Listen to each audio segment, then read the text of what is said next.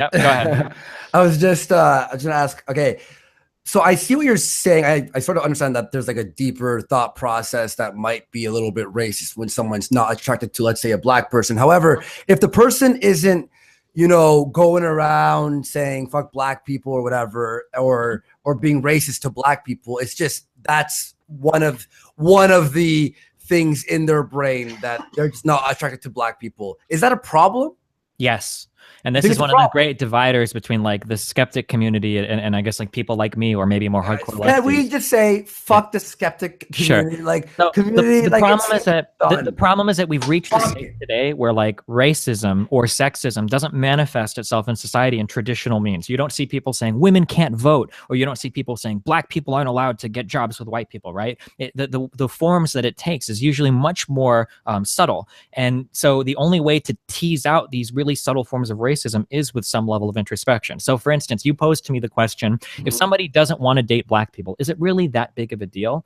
Well, in this particular circumstance, maybe not. But what if they say something like, I don't really like to date black people just because, I don't know, I think most of them are kind of lazy and I just don't really like them that much, right? Let's say that's their opinion. They don't date black people. Okay, sure. We'll say that's fine. Let's say that this person is now a manager or a recruiter for a company, and now they have to make a judgment on what kind of employees to hire. Now, they're not outwardly racist. They would never say, fuck black people. I hate Obama because he's black. But now they're in charge of looking at resumes for a job. And they have two resumes to pick from. One is Michael Smith and one is like Jamal Johnson or something. And he looks at them and they're pretty equal. But he's got this thought where he's like, I think Michael is probably just a better candidate. Jamal is probably kind of lazy. I just kind of have this feeling, right? So you're saying the attraction. And by the way, everyone is screaming alt hype. We sent him the link. He's free to welcome whenever you want. So if anyone knows him, he's there. It's Ryan.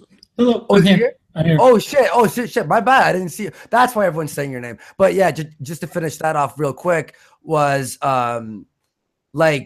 yeah, I see what you're saying, that they're taking their attraction and maybe bringing it into like the workplace or not just the attraction, but just these underlying assumptions we have that if we never really stop and question them, that they can manifest in a whole bunch of like tangibly negative ways. See, again, I believe that you're thinking way too deeply into this to someone who just doesn't want to fuck a certain like race. Well, yeah, no, I'm just saying that in this one example, I see what you're saying though. I see what you're saying.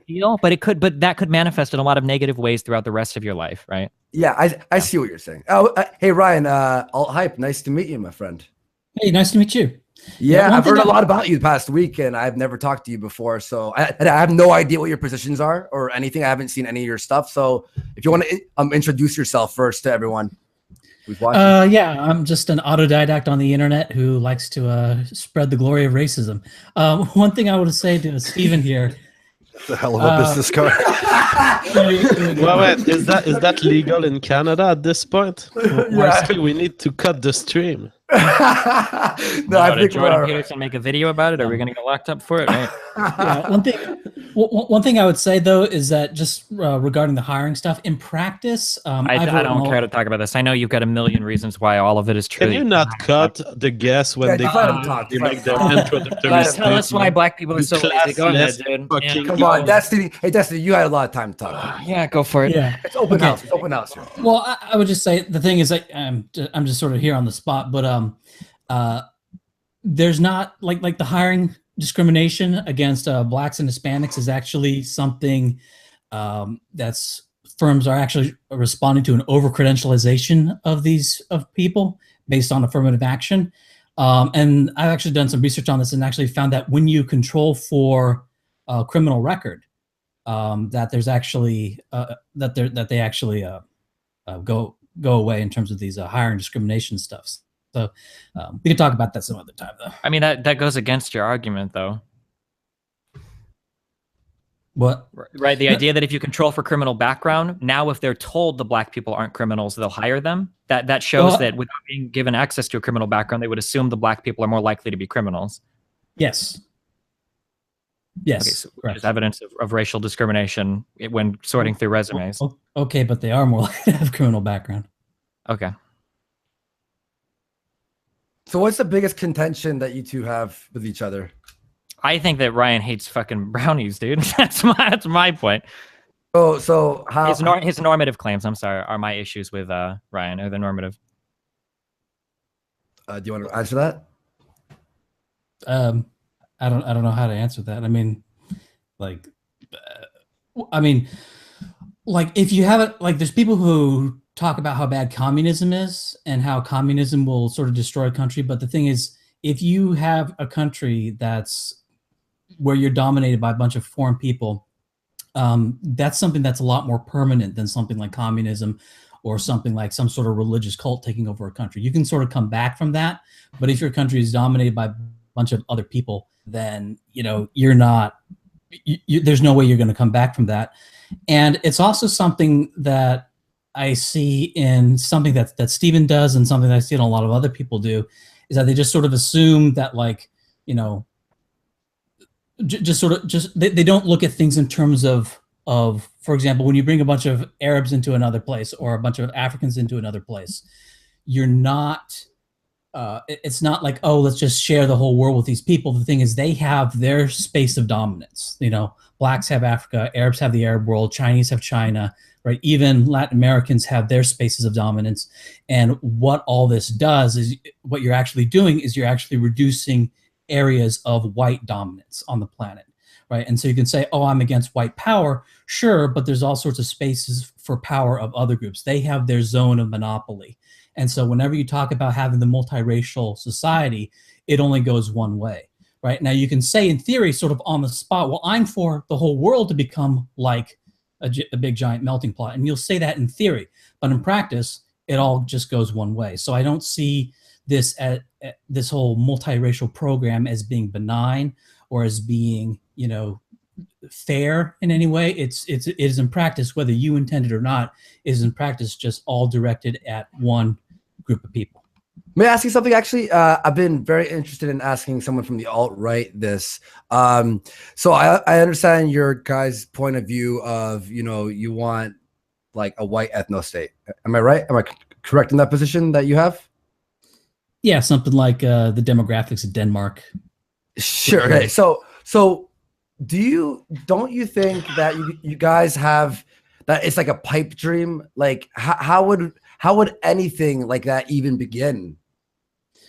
Well, there's a few ways you could do it. One is you could just take over an already existing white country. And by take over, you don't have to, like, I don't mean like some sort of military coup. I just mean convince the population that, hey, this is a space for our people, you know.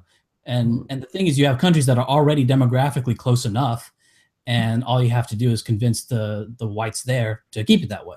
So that's one way to do it. Another way to do it, this is more of a pipe dream, you could say, but, you know, but hey, countries break up. You know, there's secession in countries. One way you could do it out of the United States is you have a bunch of states break off from the U.S. The U.S. breaks apart. And then you have an area that's already, say, 80% white, and then you pay a bunch of other non-whites to leave.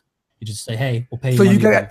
So you guys be down for a state of just alt-righters, just like white ethno state alt-righters, not like all. I know all alt-righters aren't white ethno state supporters. However, let's say the white ethno state, you guys be down for like Minnesota. It's like, all right, yo, we got Minnesota, sure. Cool. Sure. Ideally, we'd want something more like Oregon, because it is the ocean. We don't want to be landlocked by other places. Or Maine. You know, I'm sure people in Maine would love to. Yeah, Oregon seems like a tough sell. Maine. You're gonna have much more leftists to kick out. Jesus, honestly, like this is, like your guys' viewpoint is just so outrageous to me. This is pretty much the same as like debating. This is why I don't debate like communists or socialists. So much. How is it outrageous to say? It's just never going to happen. It's never going to happen. There's no path to which this is possible. This was the norm. Well, this was the norm for white people thinking all the way up until, you know, the end of World War II. So right. Oh shit! I forgot about the part where you had a time machine and you can send us back 100 years. My bad, dude. Like what kind of answer is that? Like, yeah, it might have been the norm for a long time, but we're way past that. Do you think we're going to regress back to that, or we're going to go back to that form of thinking? Like, by which path does this happen? Well, you're looking at it like it's some sort of ideology that needs to be resurrected. It's not. It's just normal thinking, right? Imagine if you had little kids in school saying, you know, randomly saying objectivist things or randomly saying communist things. That's not what happens at all. But they do randomly say racist things, quote unquote, despite having no prompting and despite being conditioned heavily against it. Right? It's not like a normal ideology that you can just defeat.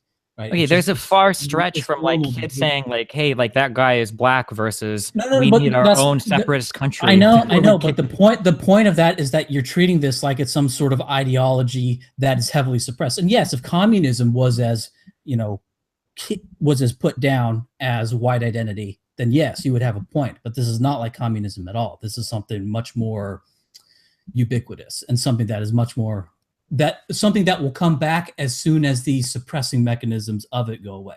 That's my view, and that's why Gotcha. it's not. That so much sounds interesting, but I don't see it ever happening. But I guess we'll find out. I don't know. Well, it's Well, the separation of a low-key state low-key doesn't happening seem in so Poland. impossible. Separation of a state from a federal government seems like a realistic thing. I'm a Quebecois, so maybe I'm biased in the fact that we've been thinking about separating, and we've had a referendum for 49.4% yes. So it seems like a separation by referendum is a realistic goal to reach for a state. Do you think Quebec's location in Canada is comparable to any other single state's place in the United States? Well, it's not comparable because of the Exactly. French culture, but you can easily imagine future political event driving a can't. much stronger force in the U.S. than it did on Quebec. Probably not. In the United States, most of our ideological differences come between cities and rural areas. So you would have to find some way to divorce the rural areas from the cities, which I don't see. You would have to redraw state lines or something. It would be really crazy to do that. My response to this is you need to think in the fourth dimension, Marty. You do it in two steps, right? One thing, you can have a Republican-Democrat split, and then within those two new countries, you have further splits. So How do you make?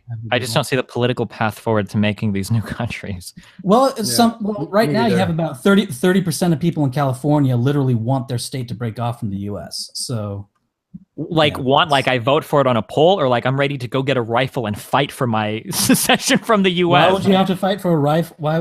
I don't know why people bring this up all the time, and that's not what happened in the Soviet Union. But it is what happened in the United States Civil War. How are you going to get part of California breaking off from the U.S. and no one having any? But the thing is, that's like, you could say, oh, the U.S. is going to intervene because that's what they did in 1865. But you could have made the same argument that the Soviet Union is going to prevent secession because they prevented it in Hungary and in Czechoslovakia and in East Germany in the 40s and 50s. So your argument is unironically that 30% of Californians could break off and everybody would be okay with it. That there wouldn't be some sort of military struggle to prevent it. It's 30% right now. It's 30% right now. All right. Okay. So it's only 20% away from 50%. That's Gotcha. what I'm saying. And then once it hits that 50%, then you think by some process California is going to break off. Yeah, things start happening, right? Okay. I mean, you get a president like Trump who says good riddance, Gotcha. Because the thing is, think about the Republicans. The Republicans would be more than happy to have them break off. And then California breaks off, and then you have a bunch of other blue states who go, well, now we have no power because we don't have California's electoral votes. We're going to break off, right? That's, I mean, kind of a pipe dream, but that's sort of a plausible path. I agree with can see that. it. That is a pipe dream, but okay. Yeah, that's insane. And by the way, we'll get Destiny and JF to, I guess, soon the finale of the realism thing, and then we'll wrap it up. But so Alt Hype, do you have anything else that you want to challenge Destiny on? And then we'll get, because people are saying we should get back to that debate, but well, I just got back from a Christmas party, so I'm sort of just thrown right in here out of nowhere. So yeah, no worries. I understand. Have you been drinking at all? Maybe or maybe not. I don't know. Just a little bit. Just maybe a little bit. But I'll say one. Can anyone commit to anything in this debate? Goddamn. I'll just say one last thing. I drink a little bit. I'll say one last thing.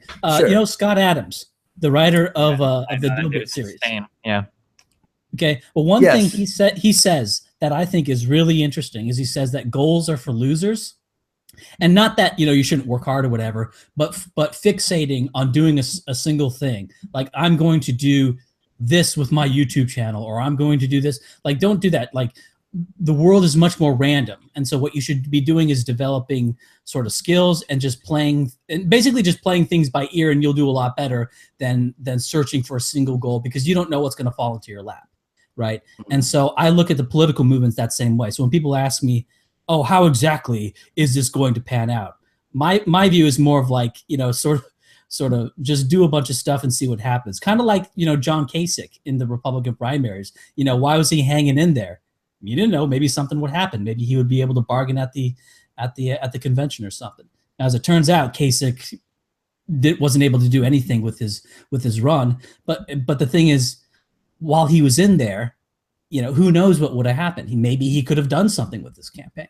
And that's sort of how I see what I'm doing. Like you're asking me, like, how particularly is this going to manifest? I don't know, but let's, build some sort of political action. I see. So you're just like throwing it out into the universe and see what happens. See the situation as it comes. True. Oh, he's basically talking about like baby steps, right? Like, so socialists will argue that, like, well, if we get a lot of companies set up with co-ops or something, if we get more people, in favor of social healthcare, that we can start making steps towards like a reality. Not necessarily. It could be that. I'm just saying it could be that. That's one of the things it could be. I wanted to actually ask this. I'm an idiot for not asking Tara McCarthy this. I want to ask you this. It's more of just a dumb question, but it's funny. If someone gave you $5 million right now to live in the Middle East for 2 years, would you do it? Yes. All right, cool. $5 million, absolutely. All right, cool. Fair enough. Not there forever. Yeah. Cool, man. All right. Well, thanks for swinging on by, and I guess we'll finish up with JF versus Destiny on the race realism stuff, and maybe